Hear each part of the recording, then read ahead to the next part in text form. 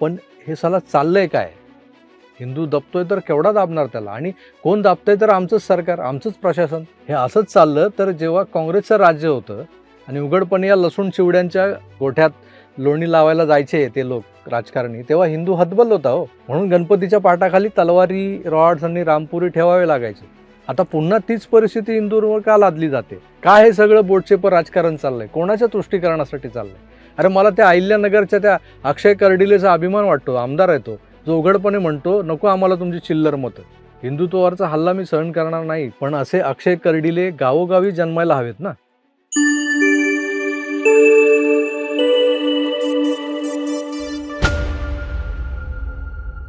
मित्रांनो नमस्कार. माझगावच्या राजावर झालेल्या अंडफेकीनंतरही मुंबई शांत आहे, कारण या शहरातला बहुसंख्य हिंदू हा सहिष्णू आहे. तो इतरांच्या धार्मिक भावनांचा आदर करून त्याच्या धर्माचा अनादरही तो सहन करत असतो मुकाट्यानं, कारण त्याला आजवर आपल्या सरकारनं, प्रशासनानं सर्व धर्म समभाव नावाचा वडापाव खायला घातलेला आहे. तर प्रशासनामधलं एक महत्त्वाचं खातं म्हणजे पोलीस खातं. तुम्ही खाता का नेता, तुम्ही खाता का नेता, तुम्ही खाता का नेता. इथंच खाता की बांधून नेता नाही, तर यांच्याबद्दल काय बोलायचं अशी परिस्थिती आहे. गणेशोत्सव येतोय, उगाच भानगडी नको म्हणून आम्ही नेहमीच गप्प बसायचं, पण हे आमच्या गाडीत बोटं घालून जाणार, आम्ही गुदगुल्या झाल्या यातच समाधान मानून गप्प बसून राहणार. मित्रो, माझगाव, नागपाडा, भायखळा आणि आता खेतवाडी बॅकरोड सारखे जे काही एरिया आहेत तिथं यापूर्वी मुस्लिमांची लोकसंख्या जास्त होती. तिथले हिंदू बांधव हे त्यांच्या नाकावर टिचून गणेशोत्सव, नवरात्रोत्सव, गरबा वगैरे हे सण साजरे करत आलेले आहेत. याचं वैषम्य, याची बोच त्या लसणीजांच्या उरात सतत सरत असते, आणि ही सल मी स्वतः अनुभवलेली आहे, कारण मी याच भागात लहानाचा मोठा झालोय. उत्सवाच्या 10 दिवसात नाही जमलं तर गणेश विसर्जनच्या दिवशी तरी हमखास हे कांडे काहीतरी खुसपट काढून मिरवणुकीत दंगा घालणारच. लफडी, भानगडी, मारामाऱ्या या होणारच, आणि मग आपले लोक आधी आपला कुटुंब कबिला सुरक्षित करण्याच्या मागे धावणार. एखाद्याची 18-19 वर्षांची तरुण पोरगी मिरवणुकीत मैत्रिणींसोबत नाचत असेल तर तिला धक्का मार, नको ते उद्योग कर, यासाठी काही समाजकंटक या मिरवणुकांमध्ये शिरायचे, दारू प्यालेले किंवा काय. मग त्यांना अडवायला वाडीतली पोरं खास लक्ष ठेवून असायची. म्हणजे आम्ही आमच्या सणांच्या जल्लोषातही सावधच राहायचं. आम्ही आमचं मन मोकळं करून कधी कुठला सण साजरा करायचाच नाही. गणपतीच्या पाटाखाली तलवारी, रॉड्स आणि रामपुरी चाकू लपवून तयारीत राहायचं आम्ही. हे असले प्रकार मी 80च्या दशकात पाहिले. आता तर जग केवढं पुढे गेलंय. रामपुरी नावाचा चाकू असायचा, हे आता कोणाला सांगितलं तर त्याला त्याचा विश्वास बसणार नाही, अशी परिस्थिती आहे. आता सगळं फास्ट फॉरवर्ड झालंय ना. माझगावमध्ये गणपतीच्या आगमन मिरवणुकीवर मुसलमानांच्या एका इमारतीतून अंडी फेकली गेली. आमच्या धार्मिक प्रतीकांवरचा हा हल्ला होता की हो, पण त्यावर प्रक्षुब्ध झालेल्या जमावाच्या हाती काय पडलं? संतापलेल्या हिंदूंनी त्यांचा राग कुठे व्यक्त करायचा की करायचाच नाही? आमच्या गणपती बाप्पावर अंडी फेका, चपला फेका, आणि आम्ही हिजडांसारखे टाळ्या पेटत घरी बसायचं का? आमचा राग कुठे दाखवायचा आम्ही? कुणाला दाखवायचा आम्ही?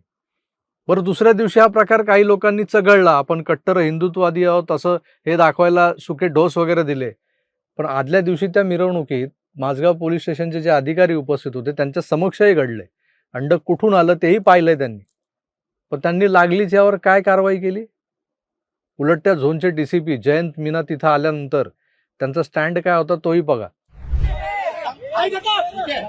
परंतु आता जे सुरळीत प्रकारे तुमची मिरवणूक चालू होती, बाप्पाचं आगमन चालू होता, त्याला कुठल्याही प्रकारच्या गालबोट न लावता, ठीक आहे, आणि कायदा हातात न घेता अशा प्रकारची नारेबाजी करणं योग्य आहे का? नारेबाजी करणं योग्य आहे का? अरे, प्रक्षुब्ध झालेला जमाव रागानं जय श्रीराम आणि गणपती बाप्पा मोरयाच्या घोषणा देत होता. काही जण वंदे मातरम म्हणत होते. तर त्यावर हे DCP महाशय आपल्या पोरांना दमदाटी करतायत.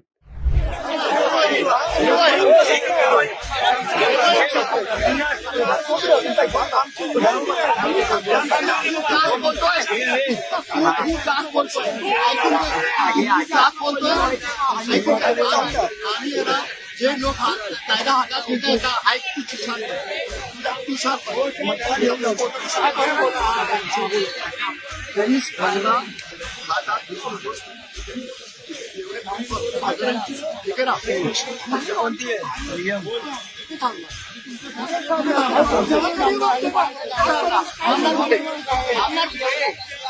रस्ता मोकळा कर, हे सार्वजनिक रस्ता मोकळा कर. म्हणे तू जास्त बोलतोयस, तुझ्यावर FIR करतो. हे DCP पण हिंदूच आहेत, पण यांच्यातलं हिंदुत्व खाकीच्या आड मुरदाड बनलेलं असणार. कर्तव्य करत असताना, ड्युटीवर असताना त्यांना त्यांचं हिंदुत्व वगैरे विसरावं लागत असेल, हे मान्य आहे मला. पण सत्सद विवेक बुद्धी वापरून ज्या बिल्डिंगमधून हे अंड खाली आलंय, त्या बिल्डिंगमध्ये घुसायची हिंमत आमच्या पोलीस दलात नाही. याच्यावर विश्वास बसत नाही मला. आता यावर कडी म्हणजे उद्या या लसूण चिवड्यांचा सण आहे, ईद ए मिलाद. तेव्हा यांचा जुलूस रस्त्यांवरून निघणार असल्यानं दरम्यान कोणताही अनुचित प्रकार घडू नये म्हणून सार्वजनिक ठिकाणी गणेश आगमनाचे, गणेशोत्सवाचे बॅनर वगैरे लावू नका. लावलेच असतील तर ते काढून पोलिसांना सहकार्य करा, असा एक message, WhatsApp message Vikhroli police ठाण्याच्या वतीनं जारी केला गेलाय असं समजतं. आता खरं खोटं देवालाच ठाऊक. आता व्हॉट्सअप युनिव्हर्सिटी म्हटलं की काय काय येतं त्याच्यावर. पण हे सगळं बघितलं ना तर त्या नाणेघाटातल्या राणा प्रतापांच्या वीर गीताच्या गायनाच्या प्रकारासारखं झालं. बाजूला मुसलमान तरुणी उभ्या होत्या म्हणून आम्ही हल्दीघाटीचा इतिहास नाही गायचा, ते स्फूर्तिगीत नाही गायचं, त्यांना राग येतो, त्यांच्या धार्मिक भावना दुखवतात. यांची ईद आहे, जुलूस निकलेंगा भाई लोग का, तो तुम्हारा बैनर ढक के रखो. रस्ते में अगर तुम्हारे शिवाजी महाराज का पुतला वितला रहेगा तो उसके ऊपर गोनपाट डाल के रखो. हे सांगणार आम्हाला, हे सांगणार. म्हणजे असं झालं, शेजारी मुसलमान उभा असेल तर एक हिंदू दुसऱ्या हिंदूला राम राम नाही बोलू शकत. चायला भारतात राहतोय की बांगलादेशात, तिथले तरी हिंदूंना मारपीट करतायत, हाकलतायत, ते सोडून द्या, पण किमान ते हिंदू म्हणून जगतात तरी. खरंच हा प्रश्न पडलाय की आपण नेमके कोणत्या देशात राहतोय आणि या देशावर ज्यांची सत्ता आहे, या राज्यात ज्यांची सत्ता आहे, ते सत्ताधारी सोकॉल्ड हिंदुत्ववादी पक्ष आहेत असं उगाच जग बोंबलत असतं. इथं तर गांडूंच्या अवलादी नावाला हिंदू बनून फिरतायत सगळीकडे. विक्रोळीचा व्हॉट्सअप मेसेज हा एका जबाबदार माणसाच्या फोनवरून आलेला आहे. त्यावर विक्रोळीतली सार्वजनिक गणेशोत्सव मंडळांची लोक संध्याकाळी पोलीस ठाण्यावर धडकणार आहेत त्यांना विचारायला, पण हे साला चाललंय काय? हिंदू दबतोय तर केवढा दाबणार त्याला, आणि कोण दाबतंय तर आमचंच सरकार, आमचंच प्रशासन. हे असंच चाललं तर जेव्हा काँग्रेसचं राज्य होतं आणि उघडपणे या लसूण चिवड्यांच्या गोठ्यात लोणी लावायला जायचे ते लोक राजकारणी, तेव्हा हिंदू हतबल होता हो. म्हणून गणपतीच्या पाटाखाली तलवारी, रॉड्स आणि रामपुरी ठेवावे लागायचे. आता पुन्हा तीच परिस्थिती हिंदूंवर का लादली जाते? काय हे सगळं बोटचेपर राजकारण चाललंय? कोणाच्या तुष्टीकरणासाठी चाललंय? अरे मला त्या अहिल्यानगरच्या त्या अक्षय कर्डिलेचा अभिमान वाटतो, आमदार आहे तो, जो उघडपणे म्हणतो नको आम्हाला तुमची चिल्लर मतं, हिंदुत्वावरचा हल्ला मी सहन करणार नाही. पण असे अक्षय कर्डिले गावोगावी जन्मायला हवेत ना मित्र. हे घोषित हिंदू राष्ट्र नसलं तरी हिंदुस्थान आहे ना. तिथं हिंदूंनी मान खाली घालून दबून जगणं अजून किती दिवस सहन करायचं? आता आपलं आपणच ठरवायला हवं. तुमचं यावर नेमकं काय मत आहे ना, ते मला कमेंट्समध्ये जरूर व्यक्त करा. आपला धर्म, आपला देव, आपला देश सुरक्षित ठेवायला उद्या नाही तर आजपासून आपल्याला सतर्क राहायला हवंय, उभं राहायला हवंय. नाहीतर मुसलमानांचे लाड आवच्चंद्र दिवा करो चालत राहतील सत्ताधाऱ्यांकडून. अशी गांडूंची अवलादांची संस्कृती इथं ऑलरेडी आहेच. त्यापुढे झुकायचं की ताठ मानेनं लढायचं हे आता तुम्हीच तुमचं ठरवा. मी तुर्तास इथेच थांबतो. पुन्हा भेटूस, तोवर आपली काळजी घ्या आणि पाहत राहा आपलं आवडतं यूट्यूब चॅनल आकार DG9. धन्यवाद. नमस्कार.